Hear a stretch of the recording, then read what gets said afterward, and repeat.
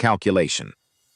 On the last day of August 1944, just east of the Meuse, a Sherman tank stands still in a field. It is not burning. It has not thrown a track. No shell has punched through its flank. No mine has torn open its belly. The crew is alive. The engine is intact. The guns is loaded. The tank simply will not move. Its fuel tanks are dry, and there is nothing on this earth that 5 young men and a wrench can do about it. So they sit on the hull in the late summer heat, and they wait, and they look east toward Germany, 100 miles away, a distance you could walk in 5 days. 400 miles behind them, on the beaches of Normandy, the gasoline is waiting. It is there. It exists. It came across an ocean in the holds of Liberty ships. It sits in 5-gallon cans stacked in fields, in datums, in depots, in numbers no German quartermaster could imagine in his most feverish dream. And it cannot get here. This is not a story about running out of fuel. America did not run out of fuel. America had more fuel than any nation in the history of warfare. On the last August 1944, eastern France, 100 miles from the German border, a Sherman tank sits in a field and it will not move. It is not burning. It has not thrown a track. No shell has punched through its flank. No mine has torn open its belly. 5 men are alive inside it. The engines is intact. The guns is loaded. They can hear the war to the east and they cannot go to it. The fuel tanks are dry. 400 miles behind them, on the beaches of Normandy, the gasoline is waiting. It came across an ocean in the holds of Liberty ships. It sits in 5-gallon cans, stacked in open fields, in numbers no German quartermaster could imagine in his most feverish dream. And it cannot get here. Now, you have heard this story before. You have heard that the Red Ball Express came of Normandy and fueled Patton's charge across France. That is not what happened. That is not close to what happened. What happened is that the United States Army destroyed its own supply line, deliberately, months in advance, knowing exactly what it was doing. And then it handed the job of saving the war in Europe to 23,000 young men its own country had decided were not good enough to fight. This is not a story about running out of fuel. America did not run out of fuel. America had more fuel than any nation in the history of warfare. This is a story about the 400 miles. To understand how the most mechanized army ever assembled managed to strangle itself, you have to go back. Before the beaches, before the breakout, before anyone had heard the words Red Ball. You have to go back to the bombing. In the spring of 1944, months before a single American boot touched Omaha Beach, Allied planners looked at a map of France and saw a problem. The German army in the West was not large, but it could be reinforced. And it would be reinforced by rail, by the dense, magnificent, century-old French railway network that fed every corner of the country like a nervous system. So they decided to kill it. They called it the Transportation Plan. For weeks, Allied planners went out night after night and day after day, and they broke the railways of France. Marshalling yards, locomotive sheds, bridges, junctions, repair depots, rolling stock caught in the open. The bombs fell on Rouen and Amiens, Le Mans, and Trappes, and they fell on French civilians too, and the planners knew that, and they did it anyway because the arithmetic of the invasion demanded it. It worked. It worked better than anyone had hoped. When the Germans tried to move divisions toward Normandy in June, they crawled. They took weeks to make journeys that should have taken days. They arrived exhausted, strafed, scattered, late. The transportation plan may have saved the invasion. And here is the thing that no one wants to say out loud. The thing that sits at the center entire of this text story like a stone. They did it to themselves. Because in August, when the American armies burst out of Normandy and ran east faster than any army had ever run, they needed a railway. They needed the exact railway they had spent the spring destroying, and it was not there. The tracks were twisted. The bridges were in the rivers. The locomotives were scrapped. The Allies had annihilated the one thing they were about to need most, and they had known when they did it that this day would come. They had simply gambled that they would have time to rebuild. They did not have time. Patton did not give them time. There was supposed to be another answer. There was supposed to be a port. Cherbourg, a deepwater harbor at the tip of the Cotentin Peninsula, taken by American troops on the 27th of June. On paper, the key to the whole campaign, a real port, with real cranes, real quays, real capacity, where real ships could unload the real weight of an American war. The Germans got there first, not to defend it, to destroy it.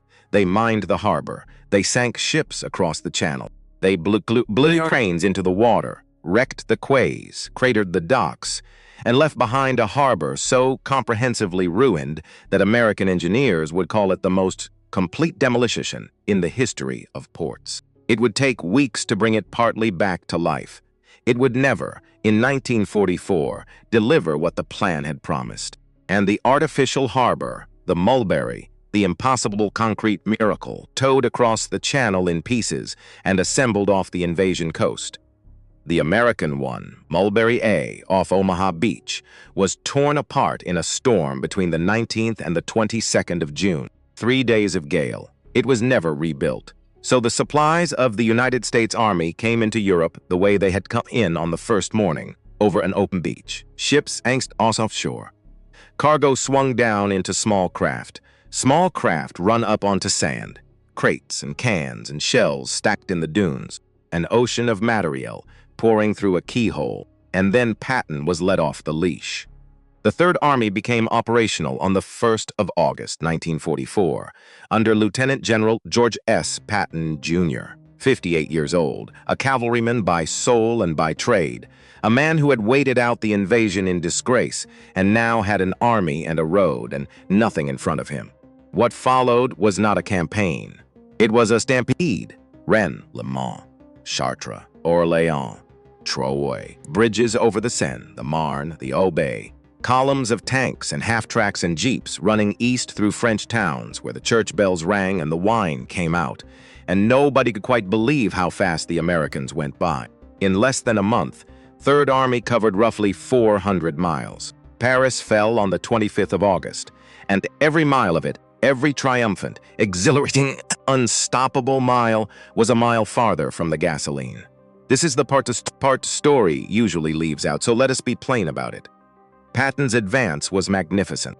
It was also, in the coldest logistical sense, a slow-motion catastrophe, and it was Patton's own. He knew it. He did not particularly care. Asked whether his supply situation worried him, he answered that it did not because he had a GG4, a supply officer. And worrying was the G4's job. His name was Colonel Walter Mueller, and he would spend that autumn scrounging, begging, and quietly stealing fuel wherever he could find it. The Overlord plan had projected where the armies would be, and when. By late August, Third Army was months ahead of that plan. Not days, months. The SASPLA system had been built for the plan. The plan was gone. 400 miles east, in a headquarters that stank of defeat, the German staff were doing arithmetic. They were not laughing. Understand that. Because everything you have been told about this moment gets it backwards. The German High Command did not sneer at American logistics. They had spent 3 years watching their own logistics die. In the mud of Russia, on railways of the wrong gauge, in a Wehrmacht that would use then 2.5 million horses before the war was done. They knew exactly what supply meant. They knew it in their bones, the way a starving man knows what bread means. They had just lost an army. Versailles had closed in August, and the roads out of Normandy were a slaughterhouse of burned vehicles and dead horses. Field Marshal Walter Model, 53. A small, hard man Hitler used to hold together things that were falling apart, had taken command in the West on the 17th of August, and there was almost nothing left for him to command. But there was one thing the Germans still had, and it was not a division, it was a number. Every army in history has a point beyond which it cannot go. Not because the enemy stops it, because the distance does. Push a mechanized force far enough from its supply base, and the trucks carry the fuel begin to burn the fuel they are carrying. Every extra mile costs more than the last. There comes a moment when the system eats itself. The Germans had a word for the place where that happens, the culmination point. And in the last week of August 1944, the German staff looked at the map. at the 400 miles, at the Shattered railways, at the beaches with no port. And they concluded calmly and correctly that Patton was about to reach it. They did not need to beat him. They needed only to survive long enough for the distance to beat him for them. It was the most dangerous idea in Europe, and it was right. Which brings us to a room in France in the 3rd week of August, and to a meeting that no famous general attended.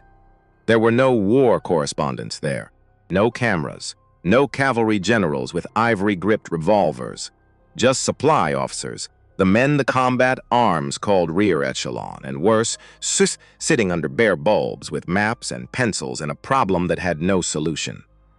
The meeting ran, by the accounts we have, for something like 36 hours, straight through.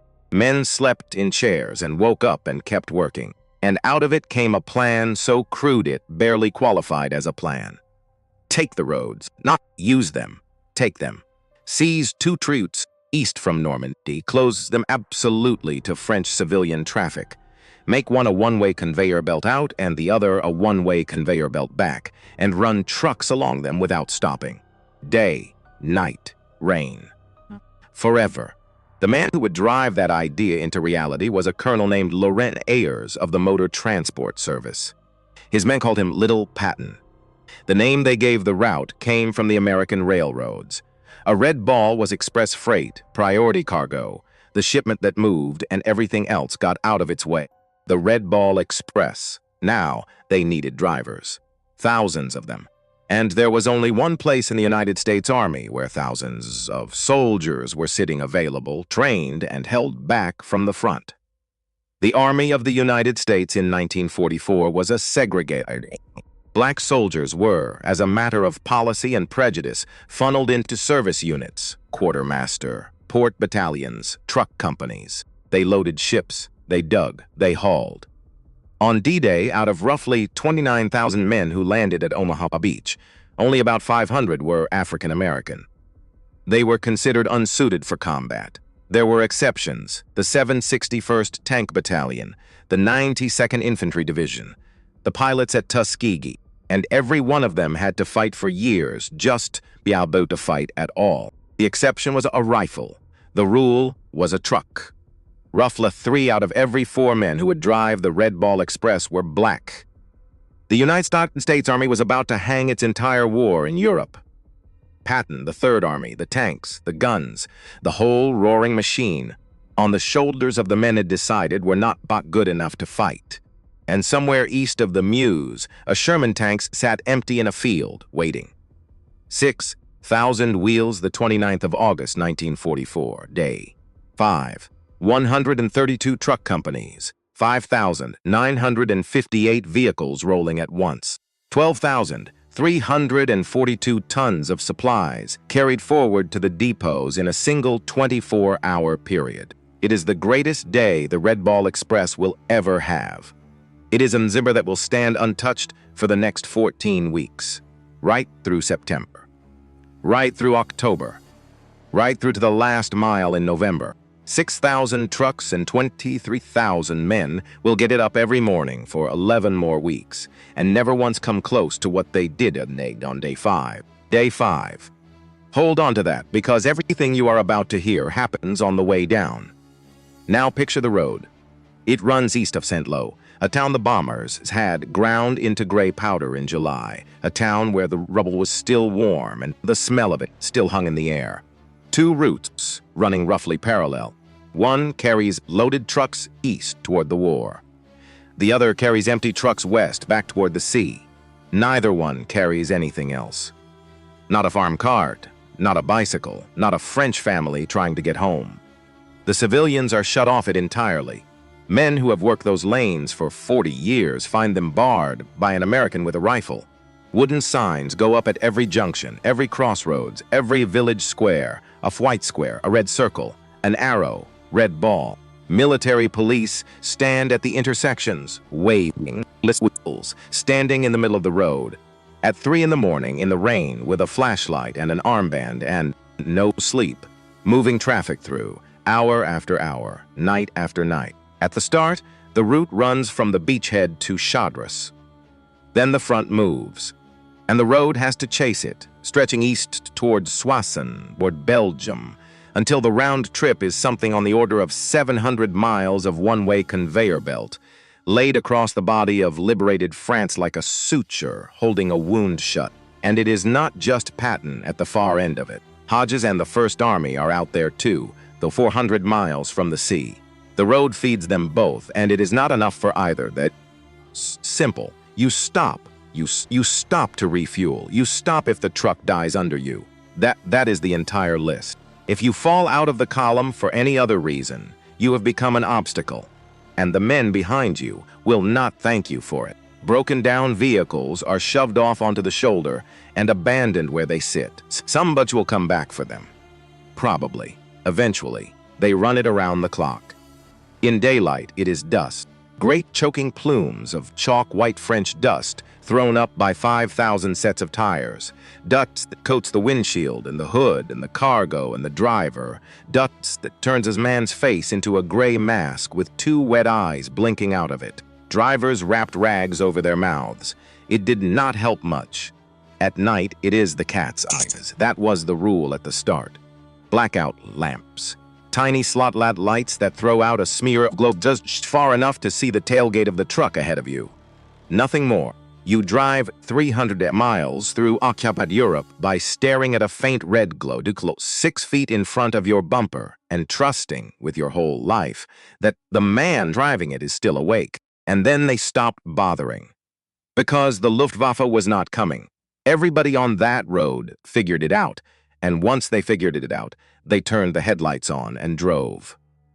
There is an account of an officer cresting a hill at dusk somewhere in France in the autumn of 1944 and looking down. And what he saw was the road strung with lights, front to back, horizon to horizon. Thousands of pinpricks of white and red moving. A river of light in the dark, blazing across occupied Europe, and every point of light was a truck, and inside every truck was a man who had not slept properly in 3 days. The most attractive target in Western Europe lit up like a runway, and nobody came. That was the Red Ball Express. The army, being an army, wrote rules for it. Careful rules, sensible rules, drawn up by careful, sensible men. Convoys will move in groups of 5 vehicles. The vehicles will maintain 60 yards of interval so that a single air attack cannot destroy the column. Speed will not exceed 25 miles per hour. There will be no straggling. There will be no unauthorized overtaking. There will be no unauthorized halts. The drivers broke every single one of those rules almost immediately, and they never stopped breaking them. They break because the rules had been written by men who were not driving. 60 yards of interval stretched a convoy. It took long an hour just to pass a single checkpoint. 25 miles an hour turned a 300-mile run into a 2-day sentence. And the man at the far end of that run was firing his last shells at Germans. So the trucks closed up, nose to tail, bumper to bumper, until the column was a solid wall of steel and there was no interval at all. And the speed gunners, those little mechanical devices bolted to the engine to prevent a GMC from exceeding its safe operating speed, the drivers got underneath them with a wrench and took them off, or jammed them, or simply beat them into submission until the truck would run as fast as its engine would let it. The trucks were rated for 2.5 tons cross-country, 5 tons on a decent road. The drivers loaded 7. They loaded 10 when nobody was watching. They loaded until the leaf springs were flat and the tires bulged out and the tailgate would barely latch. Because a rated capacity is a suggestion made by an engineer in an office in Detroit. And the men at the other end of that road were counting rounds. Think about what that actually means. An army built on procedure, on paperwork, on chain of command and standard operating practice was being kept alive by young men systematically ignoring all of it. Every officer knew. Nobody wrote it down. Nobody could afford to. And here is the part that catches nearly everybody by surprise. The Germans were not the enemy on that road. By the autumn of 1944, the Luftwaffe was a corpse that had not finished falling. It could not put enough aircraft over France to punish a target as fat, as slow, as gloriously undefended as a 200-mile column of trucks running nose to tail with their lights on. On paper, the Red Ball Express was the single most attractive target in Western Europe. A schoolboy could have found it. A single squadron of fighter bombers working that road for a week could have crippled it. They almost never came. Strafing runs happened. Men died. But it was rare. Rare enough that the great tempting artery of the American war effort went, for the most part, unmolested by the enemy Air Force. It should have been feeding C straight into the meat grinder. So the Red Ball did not die of German bullets. It was killed by 4 things, and every one of them came from inside the war machine itself. The first was the truck. The workhorse was the GMC CCKW, 2.5 tons, 6-wheel drive, the Jimmy, the Deuce and a Half. It is one of the most beloved vehicles in American military history, and it has a fair claim to being one of the machines that won the war. More than 500,000 of them were built. Men who drove them talked about them the way men talk about a good horse. And it was the wrong truck for this job, not because it was bad, because it was small. The United States, through a tangle of production decisions and political interference back home, had built far too few heavy trucks. The big tractor-trailer rigs, the 10-ton semis, the machines that eat long distance hauling for a living. There simply were not enough of them in Europe. So the Army was forced to run 400-mile hauls, 20 hours a day, week after week, on a general-purpose 2.5-tonner that had been designed for short runs over rough ground. It was a tactical truck being used as a freight train. You could hear it in the engines, so you could see it on the shoulders of the road. The second was the road, because the roads themselves began to die. French roads had shallow foundations. They were laid down for farm carts and delivery vans and the occasional Citroen, not for 6,000 overloaded American military trucks, pounding over them 20 hours a day. Under that weight, under that relentless hammering, the surfaces broke apart. Potholes became craters, shoulders collapsed. Then the autumn rains came, and the broken road became soup. Mud was the true enemy of the Red Ball Express, not Rommel, not the Luftwaffe. Mud. Those tires were narrow, no wider than a man's hand. Mud swallowed them whole, and a driver who bogged down had exactly 2 choices. He could sit there and become a roadblock and put every truck behind him at a dead stop.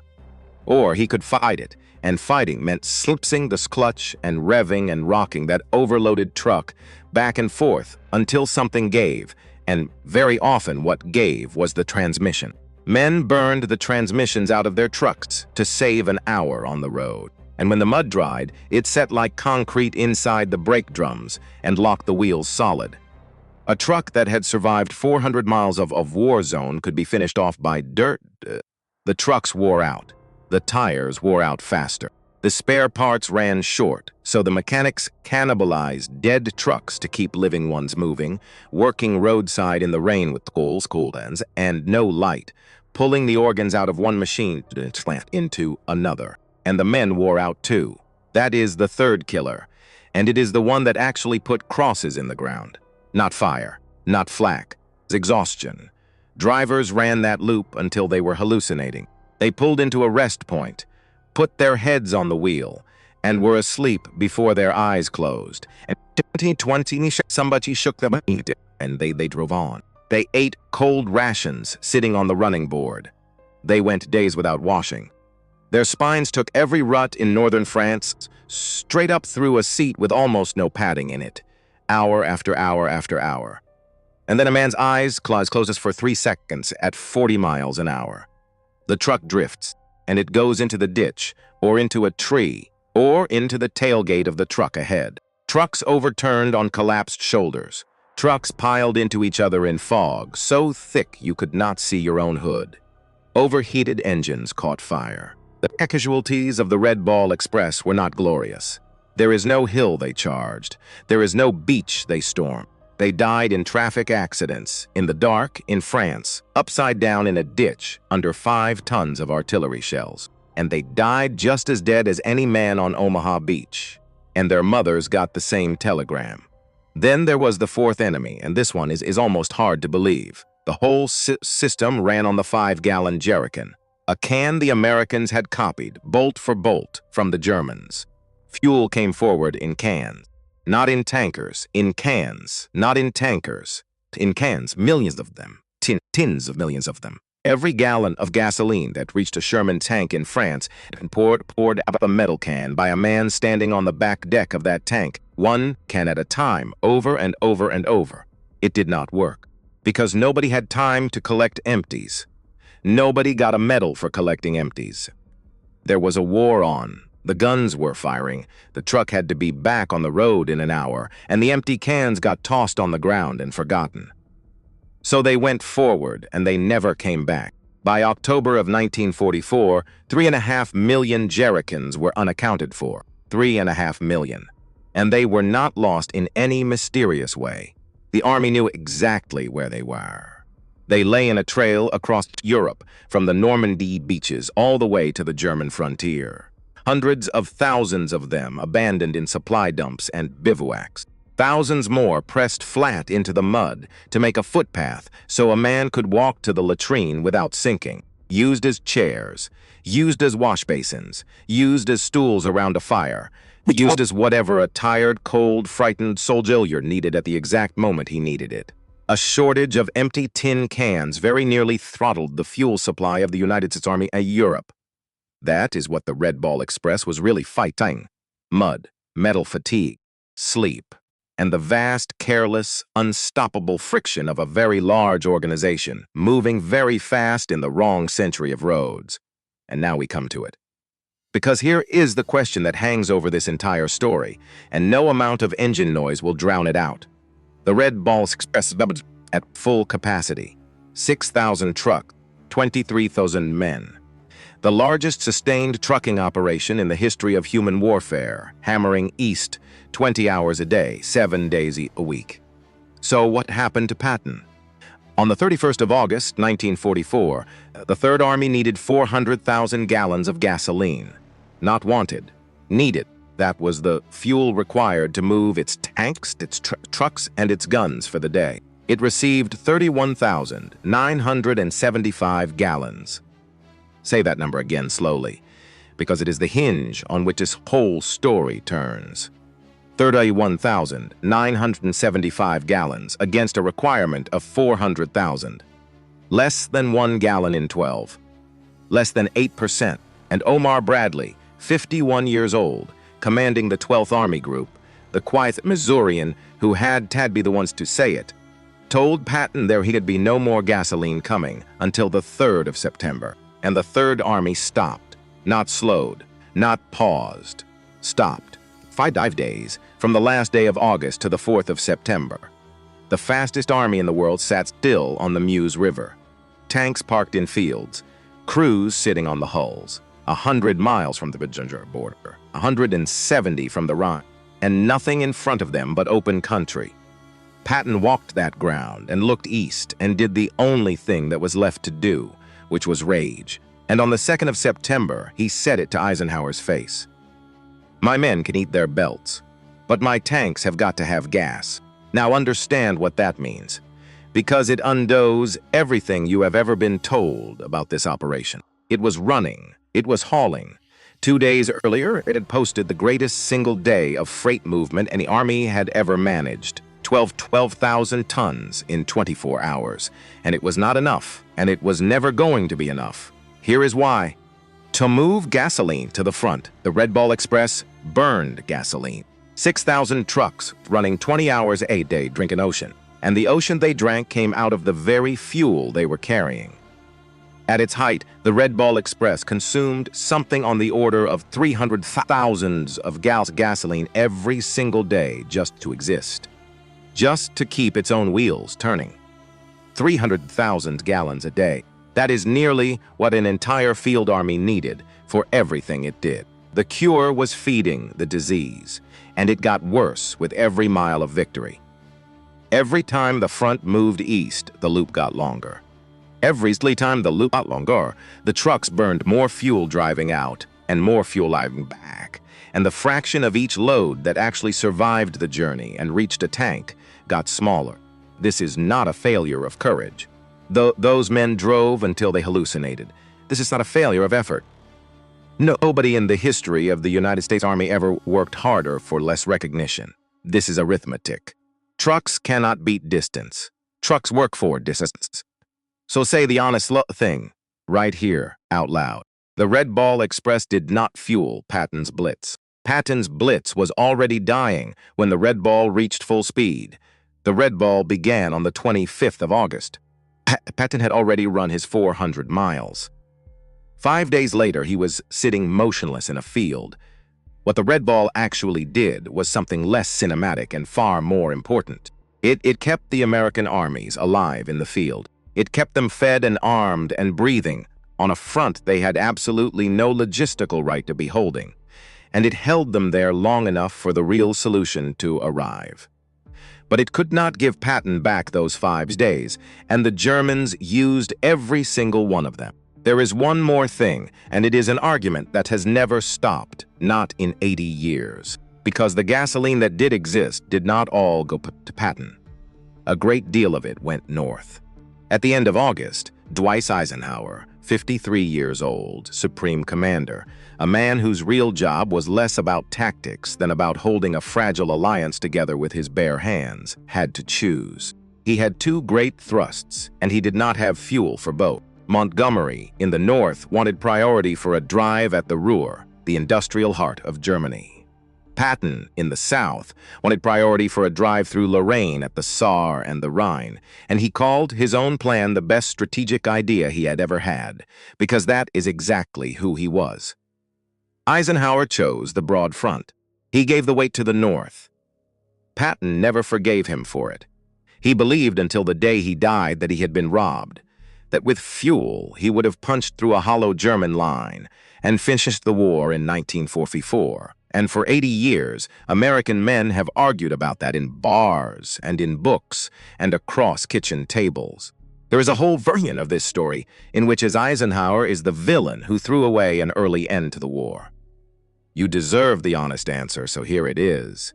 That version came largely out of one book. Chester Wilmot's The Struggle for Europe, published in 1952. It was the book that launched the idea that Eisenhower had held Montgomery back from winning the war in 1944. It was written by a British author in a bitter post-war moment, and it was extremely persuasive. But most of the historians who have spent their working lives inside these records on both sides of the Atlantic do not believe the war could have been ended in 1944 by any single thrust. Not Montgomery's, not Patton's. Yes, there was another port, Marseille, taken in the south in August, 500 miles away, feeding a different army group down a different road. It did not solve this. There was no clever allocation of fuel that Eisenhower selfishly withheld. There was a hole in the ground where a supply system was supposed to be. You cannot argue your way out of a distance. So Patton sat on the Meuse and burned. And 100 miles east of him, in the quiet villages of Lorraine, the German army, which had almost nothing left in that entire sector, which was down to a handful of infantry battalions, and a couple of artillery batteries, and a scattering of tanks you could have counted on your fingers, began very quietly to dig. They were right. On the 4th September 44, the gasoline arrived. Roughly 240,000 gallons of it, rolling into the Third Army's dumps on the backs of trucks that had been driven through the night by men who had not slept in 2 days. Enough to move again. Enough to fill the tanks and the half-tracks and the trucks and point them east. On the 5th of September, Patton and Zasama came off the line and started forward. And the Germans were already there. Here is what nobody in the Third Army knew that week, and what Patton would have given a year of his life to know. When his tanks first reached the Meuse at the end of August, the German defense of the entire Lorraine region, the whole gateway to the Saar, the corridor armies had used to march into Germany for 1,000 years, consisted of 9 infantry battalions, 2 batteries of artillery, and 10 tanks. 10, not 10 divisions, not 10 regiments, 10 tanks, scattered across a front where an American armored division could have driven through at a walking pace and never fired its main gun. That was the door. It was standing open, and there was almost nobody behind it. And then the fuel ran out, and the door swung shut. Because the Germans did not spend those 5 days weeping, they spent them working. Trains, battalions were scraped together out of stragglers and replacement depots, and men who had been walking east in defeat a week earlier. Anti-tank guns were dug in on the reverse slopes above the Moselle. Engineers wiped the bridges. The garrison of Metz, an ancient fortress city ringed with forts built into the hills, began to look like an army again instead of a rumor. 5 days. When the Third Army finally rolled forward on the 5th of September, it did not roll into a vacuum. It rolled into a defense. It rolled into the Moselle and into Metz, and second to coffee that would grind on through the mud and the rain of the worst autumn in decades, and it would still be grinding in December. The men who fought and died on the Moselle autumn did not know they were paying for a shortage of gasoline in August. Nobody told them. Nobody ever tells you that. But that is what they were paying for. And this is the thing you have to sit with. The Germans in that ruined headquarters, doing their cold arithmetic with pencils, had said that distance would stop the Americans. They said it would happen without a shot being fired. They were right. And for those 5 days, they won that bet. So if the Red Ball Express was not the answer, what was? It was not trucks. It was never going to be trucks. It was a port. On the 4th of September, the same day Patton's gasoline finally arrived, British troops rolled into Antwerp and took the greatest harbor in northern Europe almost completely intact. The cranes were standing. The docks were whole. The Germans had not had time to wreck it. It should have been the end of the supply crisis. One of the finest ports on Earth, 400 miles closer to Germany than Normandy, and it fell into Allied hands in working order. And it sat there, useless, for almost 3 months, because Antwerp is not on the sea. Antwerp is up a river, six inland at the end of the Scheldt estuary. And the Germans still held both banks of that estuary. They held the islands. They held the guns. And until those banks were cleared, not one Allied ship could sail up to those beautiful, untouched cranes. Nobody moved fast enough. The armies chased Germany instead of chasing the river, and so it had to be done the hard way. The Battle of the Scheldt was fought mostly by the 1st Canadian Army in October and into November, across some of the worst ground of the entire war in the Wests. Flooded polder, dikes, mud that swallowed men to the waist. No cover, nowhere to dig, because everything you dug filled with water. Assault boats crossing open water into machine gun fire. Men crawling along the tops of dikes with nothing between them and the enemy but their own courage. The cost of opening the road to that port was 12,873 Allied casualties, half of them Canadian. Nearly 13,000 men for a harbor, not for a hill, not for a city, not for glory, for a place to unload ships. The first Allied convoy did not sail into Antwerp until the 28th of November, 1944. That is the real story of the fall of 1944. That is what the whole autumn was actually about. Not tank battles, not brilliant generals. A river, a port, and the men who died in the mud to open it. And so on the 16th of November, 1944, the Red Ball Express ended. There was no ceremony. No band played. No general stood on a hood and gave a speech. It ended because it was no longer needed, and it was no longer needed because everything else had finally caught up. American engineers had rebuilt the French railways, laying track across the country faster than anyone had believed possible. Pipelines were pushing fuel forward. Antwerp was about to open. New, shorter, smarter truck routes had already taken over the load. The White Ball, the Green Diamond, the ABC Halt. The Red Ball Express did not die in triumph. It died of obsolescence. 83 days. From the 25th of August to the 16th of November. 412,193 tons of supplies miles moved forward. And then the signs came down. The routes were handed back to the French. The army praised the operation. Tagzine called it part of the miracle of supply. The system was remembered. The men were reassigned, scattered, and forgotten. But there is a final proof of everything I have told you, and it comes from the enemy himself. On the 16th of December 1944, in a snowstorm in the Ardennes, Hitler threw the last real strength of the German army into a surprise offensive. 200,000 men, panzer divisions, pulled out of the earth, the last fuel Germany had, and the objective, the thing he sent them all to seize, the prize at the end of that desperate lunge, was not Paris. It was not the destruction of an army. It was not a city, or a capital, or a symbol. It was Antwerp, a harbor. The single greatest and most desperate German attack, entire war in the West, was aimed directly at the Allied supply system, because Hitler and his generals understood, with total clarity, that it was the one place the Allies could still be killed. They never laughed at American logistics. They aimed at it. That is the truth this story has been driving toward from the first mile. The Germans did not underestimate the American supply line. They respected it so completely and feared it so exactly that they spent their last army trying to cut its throat. Which brings us, finally, back to the men in the trucks. 23,000 of them. Roughly 3 out of every 4 black. They had driven through dust and mud and fog and rain. They had driven with their eyes closing.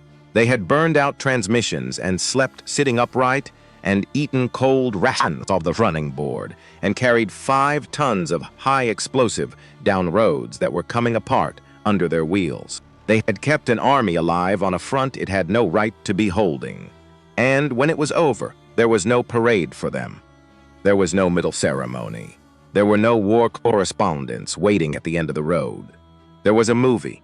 Universal made it in 1952, and they called it Red Balls Express. And they gave the leading role to a white actor. The men who actually drove it, 3 out of every 4 of them, got the supporting part of their own story. The newsreels went to the tank crews and the paratroopers and the men with the rifles, as newsreels do, and the drivers went back to their depots and their duties and their silence. And then they went home. Home to a country that had just been saved, in part, by their hands. Home to an America that was still segregated in its schools, in its buses, in its restaurants, and in the very army they had just served. Men who had hauled the ammunition that broke the Wehrmacht came back and found they could not sit down and eat a meal in certain towns on certain highways in their own country. Men who had driven 400 miles through a war zone with no sleep found that at home they were expected to go around to the back. The United States Army did not desegregate in 1944. It did not desegregate in 1945 in the hour of victory, with the evidence sitting right there in 412,000 tons of delivered freight. It took until 1948. Executive Order 999 and 81. 4 years after the Red Ball Express. 4 years they won a war for a country that made them wait. There is one honest verdict on all of this, and it did not come from Patton, and it did not come from a German general in a prison cell inventing a good quote for his captors. It came from Colonel John S. D. Eisenhower, a veteran of that campaign, the son of the Supreme's commander, a man who had every reason to give the credit to the generals and who gave it instead to the drivers. He wrote that the spectacular nature of the advance across France was owed as much to the men who drove the Red Ball trucks as to the men who drove the tanks. That without the Red Ball, that advance could not have been made at all. Not the tanks, the trucks. So this is what Red Ball Express really was, it was not Rammer. It did not shatter German assumptions or humiliate the German general staff. It did not fuel a blitzkrieg. By the time it hit full speed, Patton was already sitting in a field, out of gas, 60 miles from Germany, going nowhere. What it was this. It was 6,000 trucks and 23,000 exhausted men holding a broken system together with bare hands for 83 days, long enough for the railways to be rebuilt and the port of Antwerp to be opened in blood. It did not win the race. It kept the race from being lost. And it was driven, overwhelmingly, by American soldiers whose own country had told them they were not fit to fight. They fought anyway. They fought with a steering wheel and a 5-gallon can and a set of narrow tires in a sea of French mud. And somewhere east of the Meuse, in the first week of September 1944, a Sherman tank that had been sitting empty and silent in a field for 5 days and over turned off, caught, and rumbled forward, because a truck got there. That is the whole story. That is all it ever was. A truck got there.